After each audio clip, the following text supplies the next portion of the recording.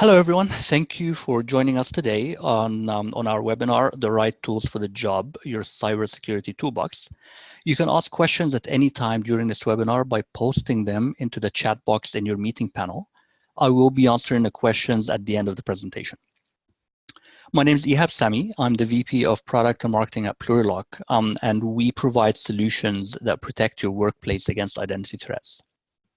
On today's webinar, I'll be talking about the most common cybersecurity threats that affect organizations today, as well as some of the tools that are available to combat these threats.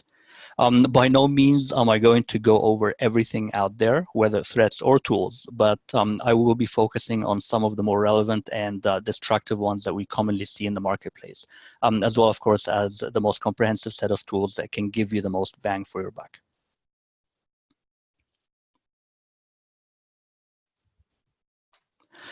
So to start off with, let's take a look at a typical corporate infrastructure to give us a view of the different layers and entities that need protection. Of course, it's a simplified view, and as with other parts of this presentation, I'll be looking at more at a logistical and business view of things rather than a technical discussion. And really, the purpose of this slide is to provide us with a baseline for the presentation so that we can easily discuss the different entities we'll be talking about on the network, and to get some of the simpler tools out of the way early on. So we're not going to be discussing physical access to servers or data centers, as all this is outside of the scope of what we're trying to do here today. So let's start off with the network perimeter. Of course, this is simplified, as I mentioned before. There are many different types of topologies and different methods of protecting your network. Well, when it comes to network perimeter, every organization has built one of some kind. In fact, it's probably one of the oldest and most basic set of tools that is used to protect corporate infrastructure, and ranges from firewalls, port blocking, proxy servers, other point solutions that target specific threats. Most of these tools typically tend to be designed with a block everything except for what we tell you to open approach, and require a lot of technical expertise and configuration to set up and keep going. Mainly system administrators and IT people who would be doing that. Now, not having a network perimeter these days is like not having a wall on the outside of your house. It's considered a basic tool for any corporate network. But of course, having a house requires that you also have doors to come in and out. And for network perimeters, common tools such as virtual private networks, APIs, or even the data that's coming in and out of your network, whether it's through emails, web browsing, or USB and other peripherals, they all act as doors that allow the data to move in and out and across all of these perimeters. Bear in mind, though, that with cloud computing, some smaller organizations today have actually lacked the strength of the network perimeter, and in some cases have no perimeter at all because they have no real internal corporate infrastructure to protect. Most of their infrastructure is cloud-based. Now, that doesn't mean, of course, they don't need protection. That's another sort of area that we would discuss separately, which is cloud protection and cloud tools. But of course, even today's consumer level home routers, for example, will have some sort of perimeter protection that will give you a lot of what these used to give you before. Inside the perimeter of your network, there are servers. These servers could host network services, databases, file servers, and a lot more things, but they all have one thing in common. There are operating systems and applications, and they all have vulnerabilities that also need to be protected. So just like the network perimeter, servers have some baseline tools to protect them, from things like firewalls to hardening tools and configurations, and depending on the type of the application that these servers are hosting, other steps may actually need to be taken to protect some of these servers. So, for example, a database server is one of the most sought-after targets for hackers today, because for obvious reasons, of course. And it needs to have capabilities that defend against certain types of attacks, whether it's things like SQL injection attacks. And yes, I do know that SQL injection attacks are definitely mostly the protection will reside on the front end. But on the database there are a lot of different things that need to be done in terms of configuration to make sure that they are hardened, anything from whitelisting IPs as well as a specific database steps that need to be taken. The file servers need permissions and so on. So the key point is that within the network, servers are prime targets. And unfortunately, based on publicly reported cybersecurity incidents that we hear about, many of the attacks find minimal protections once they actually get into the network perimeter and beyond that outside wall of the network. Then there's the network infrastructure components, the things like switches, routers, and the traffic that flows between servers and endpoints. Switches are also operating systems in themselves, and are now more and more dependent on software to keep them running, which is why they're also prime targets for hacking. Things like backdoors, which we'll discuss later, and disruption as well. These products in themselves are made to protect the network with security built into them. But in general, the biggest vulnerability is around not securing them properly, meaning that they're not keeping their patches up to date, or even worse, in many cases, default factory passwords and credentials are never changed or even disabled as part of that. Then comes, of course, the endpoints. Endpoints are perhaps the most vulnerable entity in your network. Endpoints are prone to all sorts of threats simply because the majority of the traffic coming in and out of your perimeter is used by endpoints, whether it's email, web browsing, data, file transfers. Most of the threats, or many threats, target endpoints, particularly when you think of the fact that your endpoints move in and out of your security of your network and perimeter and become external endpoints at one point. So laptops, for example. And for the purpose of this discussion, mobile devices, which we won't discuss today, and we will save for another time. Of course, for endpoints, there are also a bunch of what we would call micro-level tools, from antivirus to malware protection to hardening and configuration steps that you can that you can take to reduce the risk of breaches and attacks, and all have an impact on the endpoint.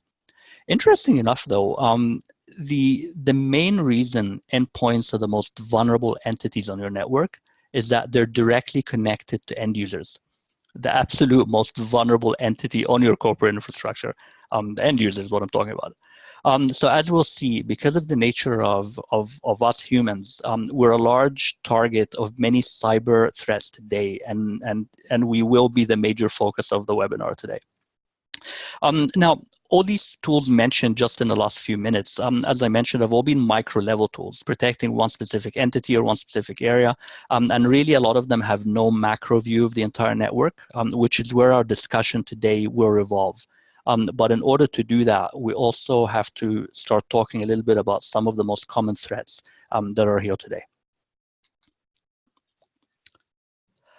So cybersecurity threats can take many forms. It really is only limited by the imagination of us human beings, or the technical knowledge of an intruder. What I've tried to do here is just list a few of the common ones, which we'll go into in more details in the next little while. Now, bear in mind, this list is by far not a complete list, and it can be broken down into more threats, of course. But for the purpose of simplifying the webinar, I've actually grouped certain types of threats into similar ones. So, for example, malware, botnets, ransomwares, they are all discussed on one slide and under one topic. So even though technically they are different types of attacks and different types of threats, but one thing they do have, which is similar, is the attack surface and the targets. And therefore, they do need similar tools to protect against. Things like brute force and session hijacking can generally be tackled by common network and password policies, and therefore they're not really going to be discussed in today's session. While things like SQL injections and cross-site scripting are more application and web app related, and again are usually tackled through best practices while building the software, as well as commonly protected by any regularly available micro-level products. So let's start with some of the threats that we see today. So perhaps one of the most pervasive attacks today is phishing. There's a reason that I'm talking about it first, simply because of the fact that because compromised accounts, whether on the consumer or the corporate side, actually make up the largest portion of breaches.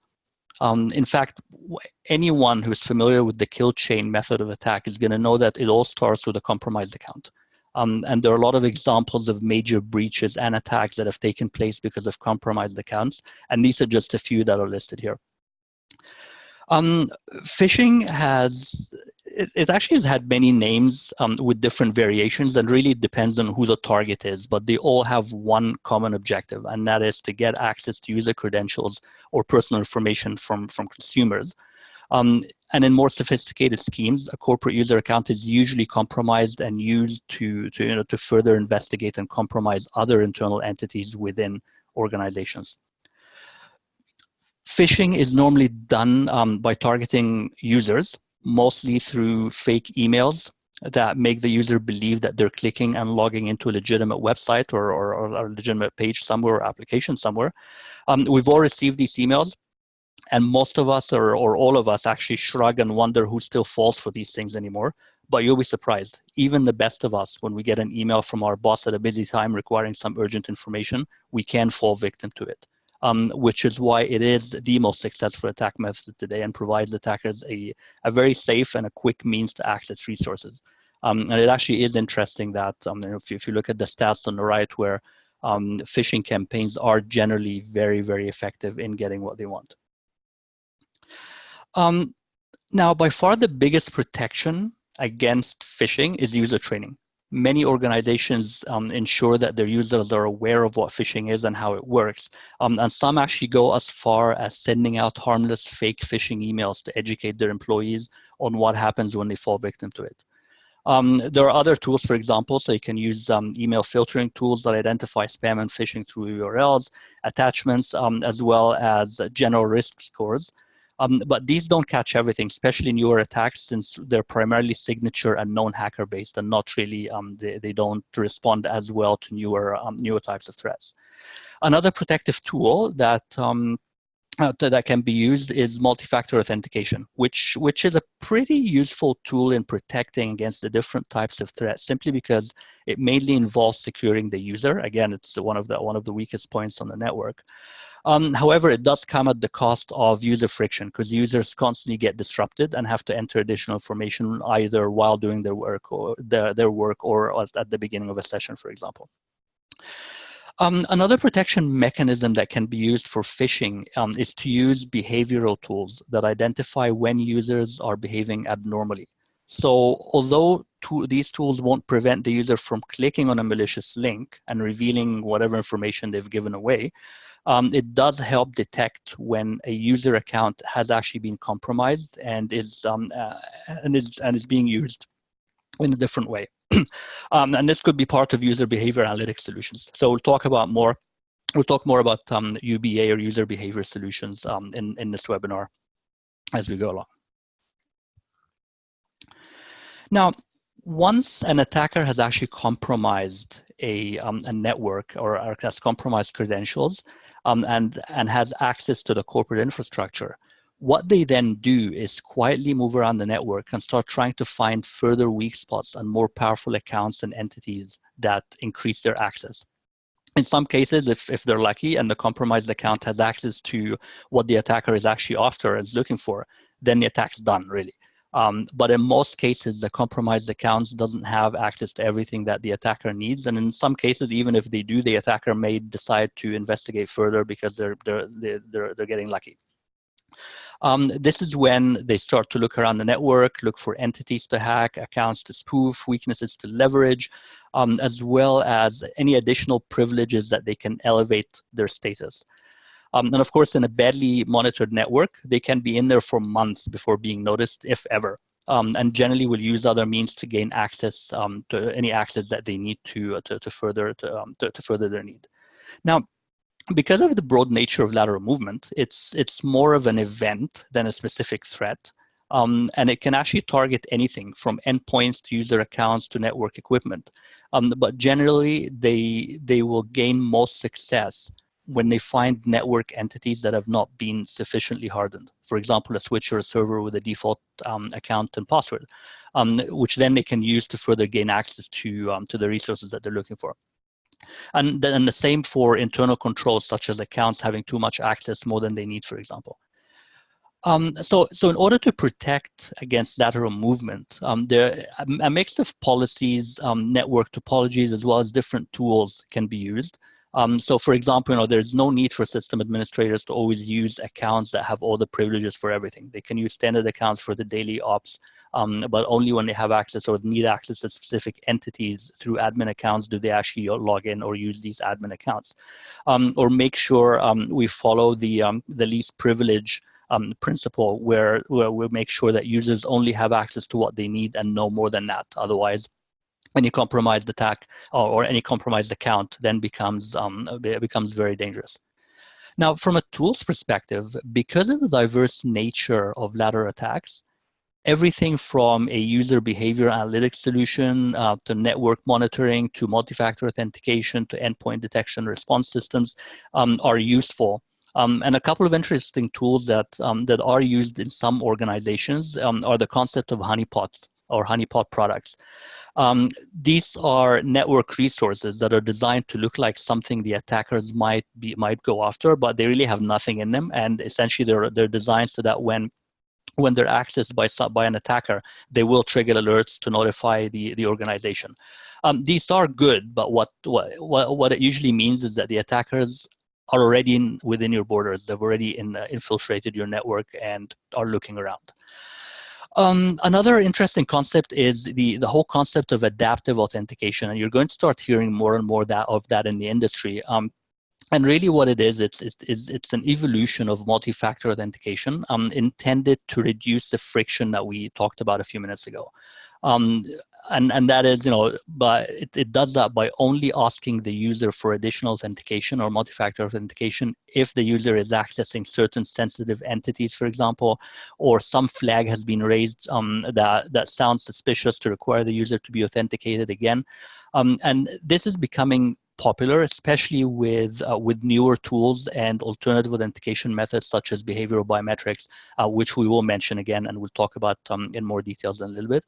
But they can actually, things that can determine risk without actual user friction or without interacting with the user directly.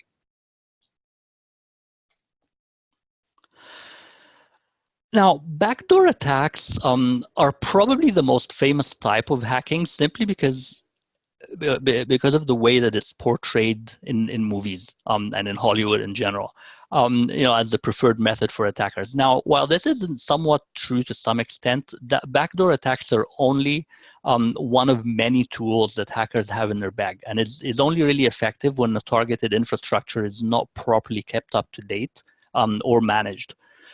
So this type of attack can generally target any entity on your network and really makes use of known vulnerabilities within software, hardware, and even users, really.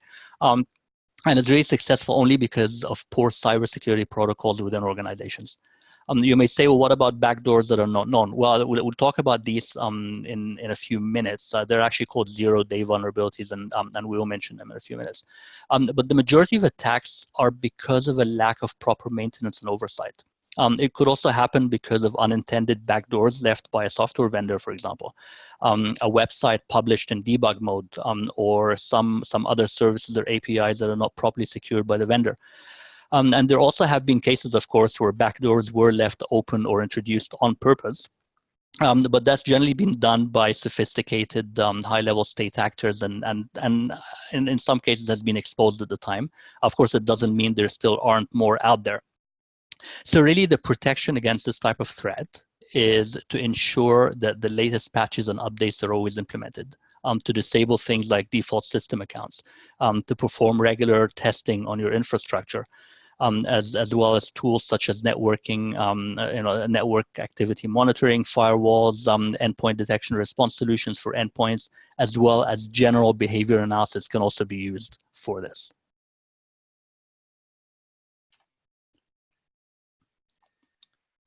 Now, malware is actually an interesting one, and again, just to remind you, for the purposes of this webinar, we've actually sort of grouped botnets, ransomwares, and cryptojacking, and a whole bunch of different things together under malware, simply because they do have a very similar attack surface.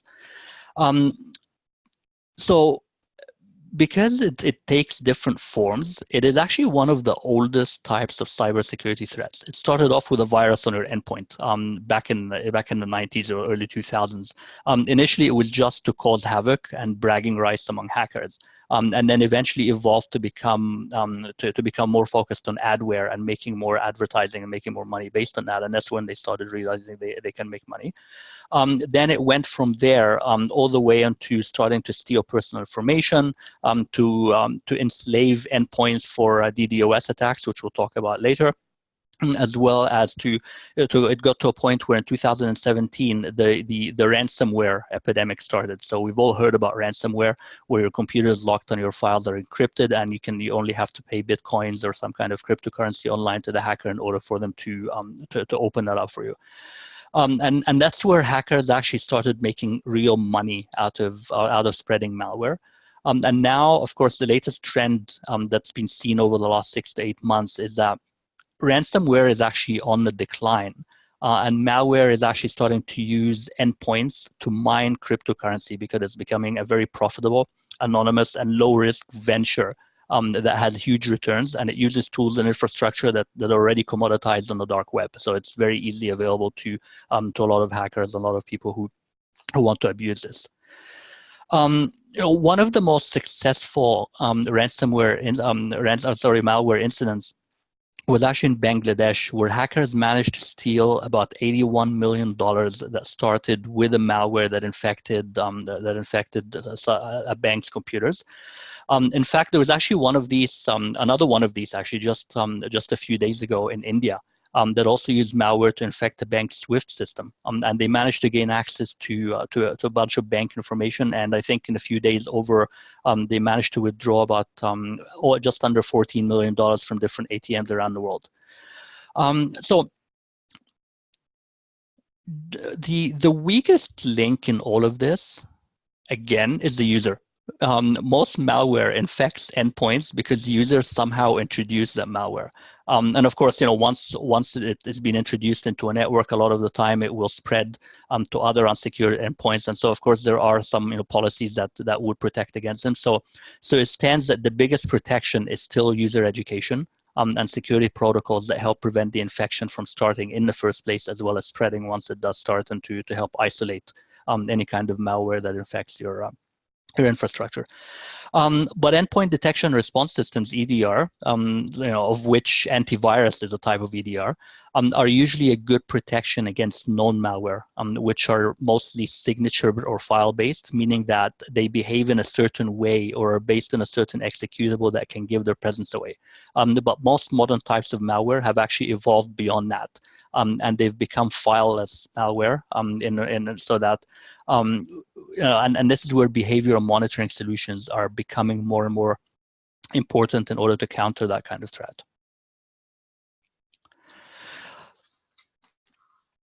The other interesting one is denial of service attacks. Now, in many cases, these are relatively hard to predict and protect against, and usually have an objective of disruption, regardless of why they want to disrupt what the reason are for that objective. It usually targets external-facing resources. But perhaps the real protection comes from the endpoint side, since most distributed denial of service attacks actually use botnets. And increasingly use IoT devices or Internet of Things devices that are connected to the internet as zombie devices to attack these targets. So even though preventing botnets from infecting your endpoints will help someone else from being the victim of DDoS, and in the end, users are still the initial target of a DDoS attack, even though it does target external, and really it is pretty malicious. There are, of course, tools and services that are available to help you deal with denial of service attacks, but unfortunately, because of distributed nature, they're typically hard to contain, although for the same reason, it actually also makes them hard to keep going for long periods of time, simply because automated tools do exist that will eventually manage to block the attacks, and things like network defense tools, whether rate limiting or filtering or timeouts, as well as a whole bunch of mitigation tools exist out there to help you out. Now, Whether it's malware, botnets, denial of service attacks, or backdoor vulnerabilities, a lot of the malicious tools that are used to start attacks have come from USB devices that are infected with some offending program. It also works the other way, where many data thefts and breaches were data that resided on USB devices, whether it was actually copied onto USB devices behind the perimeter, or USB devices that had data on it was lost. So needless to say, USB devices deserve special attention. And, and in fact, they're actually disabled or removed in a lot of high secure environments to prevent any damage that takes from them. But they still do cause considerable damage on a daily basis. And of course, human nature, it will always kick in. When someone finds the USB drive, they will ultimately plug it into somewhere. And it is an interesting blurb up here where a security investigator actually dropped 20 Trojan carrying USB drives into a credit union parking lot, and 15 of them were picked up by employees, and they were all plugged into the corporate network. It's human nature. So in many cases, the payload on a USB drive will be some kind of malicious code or script. And in some cases, it will look like it will make the endpoint think that the USB stick is a keyboard, and it starts accepting commands, which are usually designed to cause some kind of damage or some kind of an infection. The most effective tools against this sort of this sort of attack, of course, is removing the USB ports altogether, as well as user education. So if removing USBs are not an option, then the user education as well as endpoint detection or response systems are very, very useful in trying or in helping detect these. User behavior analytics systems are useful in detecting suspicious activities once the infection has taken place. However, they won't protect the infection from actually taking place in the first place.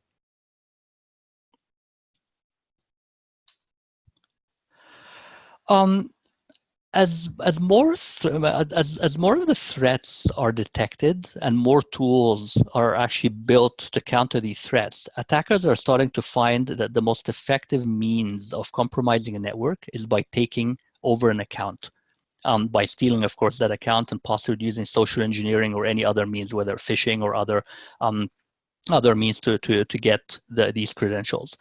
In fact, many of us have seen documentaries or news clips where hackers, for example, gain access to user accounts by making a few phone calls without even touching a computer. It also happens most often on the consumer side, where online banking details are stolen quite often and money withdrawn or transferred to other accounts from a consumer perspective. And so account takeovers are also the means to lateral movement within organizations. So, so it always starts with an account takeover, and really there's only one target for this threat: users. So it stands that the main tools against this would be education and policies that minimize the risk should an account be compromised. And of course, things like multi-factor authentication can also be used, but once again, it adds friction to the end user.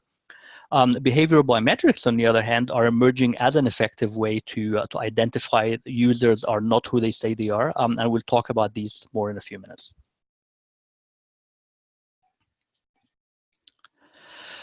Perhaps one of the hardest threats to protect against is the threat of insider threats. This is where someone who has all the privileges and access needed to do their job ends up being the cause of a breach or an attack. Now, that could be intentional or not. It may be malicious, it may be unintentional, it could be just due to carelessness. But the target will always be some kind of intellectual property or more user accounts for lateral movements, for example. And once again, the weakest point here is the user. One common thread is that insider threats tend to involve using other people's credentials, especially when it's for malicious purposes. This helps them, of course, avoid detection for longer. So tools like behavior analytics, for example, multi-factor authentication, endpoint detection and response, and general security policies can actually go a long way in preventing or containing insider threats. The good news, of course, is that the majority of insider threat incidents are unintended. So it doesn't make it much better in terms of the results. However, at least you can trust your employees that they don't have any bad intentions. Now, The threats that we've talked about so far, as I mentioned, are by no means a complete list, and we would never be able to generate a complete list even if we tried, simply because of the fact that they are evolving on a day-to-day basis. And which brings us to the concept of zero-day exploits. This is really a general term that is used to describe vulnerabilities and weaknesses that have not yet been identified. They could be known by certain entities, but have not been generally identified, and only become known when attackers use them for an incident. And these are hard to predict, and what type of exploits they may be, and they could impact everything from a smartphone to a modern car. But as we start depending more and more on technology, we will see more and more of these. The good news, of course, is that manufacturers and system publishers generally respond quickly to new vulnerabilities that are discovered. So really, any kind of robust security policies and patching and alert users will go a long way in slowing any of these vulnerabilities down. Tools that are autonomous in nature, for example, such as user behavior analytics and endpoint detection and response system, they can also be very effective in limiting any damage from these once they've been used for malicious intent. And the more technology that we use, of course, the more that these exploits, we're actually going to discover. So, looking back at the previous 10 or so threats that we just discussed, if we strip out the actual threats themselves and the descriptions themselves and just look at the targets, the weakest links, the protection mechanisms and the tools without really the context of the threats themselves, an interesting theme starts to emerge. When you look at, for example, the targets, users and endpoints seem to be the most common targets. Users seem to be the weakest link. Security policies and user education seem to be the most prominent protection mechanism. And of course, in the end, user behavior analytics, multi-factor authentication, and network tools seem to stand out as tools against these threats. This is primarily based on how often each of these entities was mentioned in some of the threats or targeted within these threats. So this, of course, leads us to the realization that we should always be looking at these when determining our cybersecurity tools and infrastructure. So let's have a look at some of the tools that are in the market today. Now, as mentioned before, we're not going to be discussing micro-level tools such as antivirus and firewalls and these types of things. They're considered more must-haves and will always be there regardless. Instead, what we'll be doing is we'll look at some more macro level tools. These tools take into consideration more than just a virus signature or stop a specific packet on the network, but generally can help detect many of the threats as we discussed, as well as look at a sort of a higher level of network. So these are user behavior analytics, intrusion detection systems, security and information and event management, as well as endpoint detection and response. So we'll start off with UBA, or user behavior analytics. There are two types of this tool in existence. Ones that focus purely on user behavior, such as Plurilock, which we'll talk about in a few minutes. And the other extends that monitoring to other network entities. This is called EUBA, or Entities and User Behavior Analytics. The main premise of this tool is to collect information on user and entity activity. This could be, of course, network traffic, websites, visited files, copied files, for example, programs that are run, and a whole bunch of different types of activities that could take place on endpoints and by users. And generally, especially with older versions of these systems, all the information is gathered into large databases to be later analyzed or even for compliance purposes. So no real detection actually takes place unless someone spends the time to detect unusual behavior or to look through the data to find unusual behavior by a user or an entity. Now, in many cases, the definition of normal behavior also has to be configured into the system for it to recognize and alert the administrators. Also, in order for any of this information to actually become useful, you would need to integrate it into some other system to analyze it and to find abnormalities that most normal people would otherwise spend a long time trying to find. So, one such system, for example, is the SIM system, which we'll talk about in the next slide. Recently, however, with artificial intelligence and machine learning capabilities becoming more available within the marketplace and technology, a lot of these tools are actually beginning to expand and to recognize what normal behavior versus abnormal behavior is from either from a user perspective or from different entities perspective, and can then trigger any kind of alerts when this abnormal behavior is recognized. So it doesn't require as much analysis or manual labor as it does before. Now, the good thing about UBA solutions, of course, is that they're non-intrusive, meaning that they don't require the user to do anything other than their day-to-day work while they watch and while they work in the background. The downside, of course, is that many times the types of information that is collected about user behavior can be considered personal and private information. And that, of course, has implications on user privacy, especially in today's GDPR world.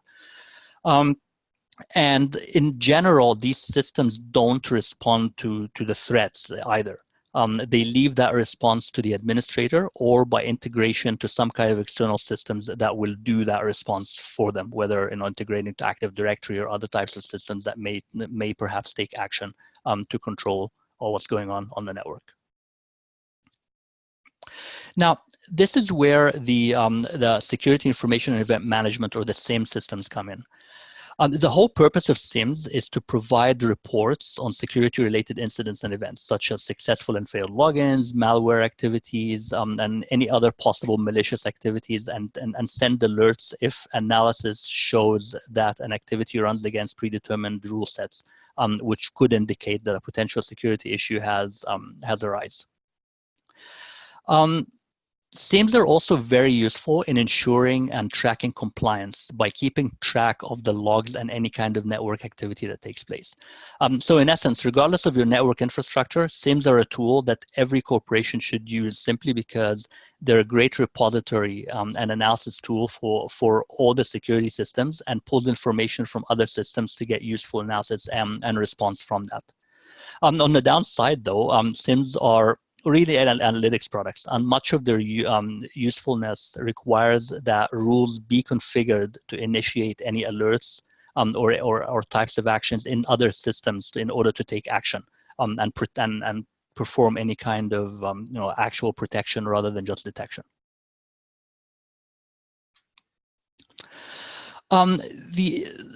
Another type of system is intrusion detection system, and really it just revolves around protecting your network perimeter and operating systems within servers. And these types of tools are extremely useful in detecting malware and some cases of lateral movement within any organization. But generally, they tend to be signature-based, meaning that they only recognize threats that are already known and have a file or a network signature.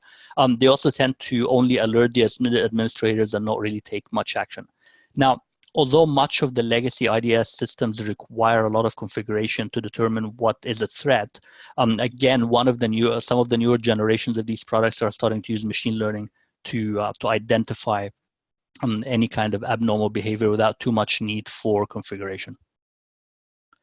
Now, and that leads us to the last one that we'll talk about today, which is which is the endpoint detection response system. So one of the main themes that came out of our threat analysis is that endpoints are vulnerables and targets for attacks. So EDR systems are actually designed to protect against many of these types of attacks. The technology for EDRs can actually vary widely. It could be anything from simple signature and file-based or antivirus software to more advanced behavioral monitoring solutions that use machine learning and AI to identify any kind of potential threats that are taking place on the endpoint. The downside of these types of tools, however, of course, is that especially newer ones that track activities, is that they can have privacy implications because they're tracking what the user is doing, and can also add friction because they can interrupt user flows when that happens. So now these are just a few of the many categories of solutions out there in the market. This screenshot here is of the Momentum Cyberscape, which gives us an overview of the thousands of solutions out there that cover one or more threats in an ever-evolving cybersecurity world, and there will be more and more as we go on. And so in the end, when you're looking for cybersecurity tools and looking at deciding what's in your toolbox, what should you be looking for? There are think of the ideal items that you want in a solution, and will ultimately come up with something similar to this, right? It should be continuous, working all the time. It should work. It should actually work in second, or detects intrusions in seconds. Should be autonomous with as little friction as possible to the end user as well as the administrator, as well as available in a multitude of deployment options. These are just some basic modern requirements for any cybersecurity tool, regardless of what that tool does. So now let's go back to our initial diagram and the different entities that we're trying to protect. We said the perimeter is protected by basic technologies such as firewalls, switches, port forwarding configuration, as well as other IDS systems. Servers and database and files are protected by localized solutions residing on these, as well as policies that prevent unauthorized users from accessing them. Network and switches are protected by IDS systems. Endpoints are protected by EDR systems. But strangely enough, the biggest target we saw in our threat analysis really doesn't have much protecting them other than identity and access management system. These are users, of course, is what I'm talking about, as well as multi-factor authentication. But once an account is compromised, users are usually left completely unprotected. And this is where behavioral biometrics can come in. Behavioral biometrics are essentially a new breed of user behavior analytics or endpoint detection and response systems that look at user behavior and use that to ensure that this user is who they say they are. Plurilock is a behavioral biometrics-based product and essentially has two products within our portfolio. One is Plurilock Aware, which is a user behavior analytics system, and one is Plurilock Defend. And they both use behavioral biometrics to provide the capabilities that we discussed. In a nutshell, Plurilock uses the way that you type on a keyboard and use the mouse to identify you as a user. Plurilock does not track what you are typing on the keyboard; it tracks how you are typing on the keyboard. So that's a very important distinction to make. Essentially, it aims to be frictionless to the end user and to the IT and security team. It has a very lightweight agent that's deployed on an endpoint that takes less than 1% of CPU or even network traffic. So it doesn't require any hardware. The user really has nothing, doesn't need to do anything other than just their day-to-day work. We register and enroll users automatically, so nobody has to actually go and add users, for example. Once you're enrolled, the system then automatically starts to protect these computers, and it protects the whole endpoint, not just specific applications, for example. And as long as the endpoint is in use, where it actually does always continuously checks what the user is doing or how the user is behaving, and based on how the user is behaving, it will either it will take action and log events. It does have the capability of logging false alarms, for example, and if the system does detect an intruder, it can then challenge the user by locking them, locking the workstation or forcing them to re-authenticate, or integrate with the SIM system to allow for more advanced analysis and monitoring, for example. And of course, in the end, privacy is also guaranteed because Plurilock, as I mentioned before, does not track what a user types or clicks on, but how they go, how they type and how they click and drag on the mouse, etc., around the screen. Plurilock products are also designed to work well with other technologies. These are just examples of how Plurilock is built into a microservices-based architecture and therefore available to integrate to whether it's identity and access management, EDR, PAM solutions, and SIM systems that are prevalent out there. The Plurilock's products can really be used as additional signals to send to a SIM or as a tool for adaptive authentication in conjunction with other tools. So for example, instead of having multi-factor authentication, you may decide that, hey, over the last few minutes, it seems like we are relatively confident that based on the typing style of this user, it is the authenticated user, so we don't need that step-up authentication for that user. And of course, the products are therefore very useful against a bunch of vulnerabilities. We're not going to go through a lot of these, but these are some vulnerabilities that we can go against. And of course, in different parts of the organizations, and it can also be used for things such as regulatory compliance, as well as aiding in specific forensic investigations, as well as the use cases that that you see here, whether it's user substitution, insider threats, etc. But one interesting use case, however, or a couple of interesting use cases is, as I mentioned before, Plurilock can be used to, to, to simplify or to assist with user friction in general. So think of password policies where you have to change your password every so often, where the password has to contain specific complexity, for example, where you have to get locked out every now and then. What if we replace that with Plurilock? That essentially is a compensating control for real-time, for real-time continuous authentication. And essentially what that means is that we can actually relax a little bit of the password complexity and policy simply because we know that there's this continuous layer of protection that happens after a user logs in. And we're constantly certain that this is the user just based on the way that they are behaving. As well as a use case that I mentioned earlier on before, which is the annoying two-factor authentication, for example. So instead of having step-up authentication whenever you need to log into a specific to access a specific application, for example, we may be relatively confident, again, based on your typing or computer usage over the last few minutes, that this is the user, and we don't have to actually pop up that second factor authentication system or step up authentication system to do that. So it actually simplifies the user experience and the friction for users quite a lot. So to summarize, what we've done is we've covered the most common threats that are prevalent today, as well as some tools that are prevalent in your inbox, and in your toolbox to help mitigate against some of these threats. And we've also introduced the Plurilock products, which are based on behavioral biometrics. Now, before I start taking questions, I just want to let you know that if you want a list of some of the sources and some of the quotes that that I mentioned today, I can just send me an email, and I'll be happy to send you some of these. They do make interesting reading, especially reading about hacks and how they actually took place. Yeah, and with this, I will stop and we'll take any questions that anyone may have.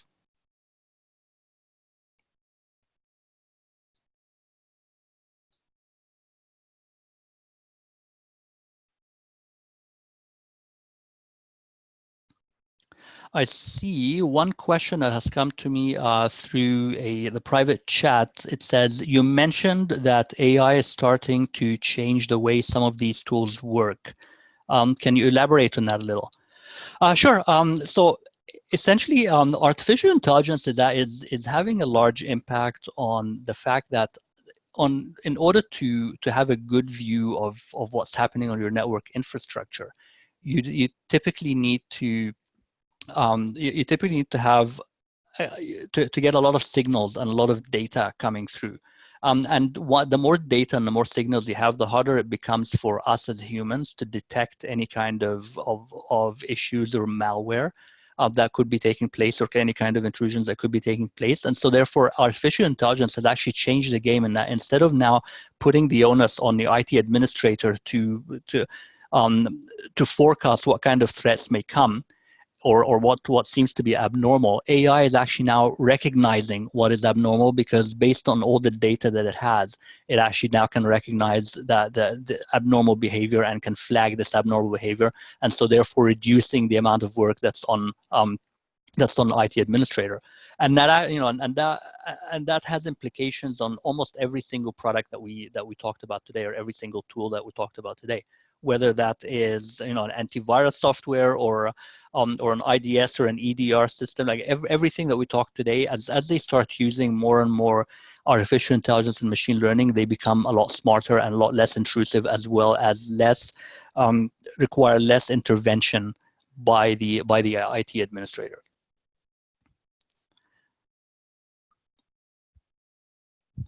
Perfect. And with this, I will end the meeting today. So thank you all for attending today's webinar. Feel free to reach out and check out our website for any kind of information, or send me an email if you do have any further questions around this. But as well as look for, and we will be holding more webinars in the future with similar topics as well. Thanks so much.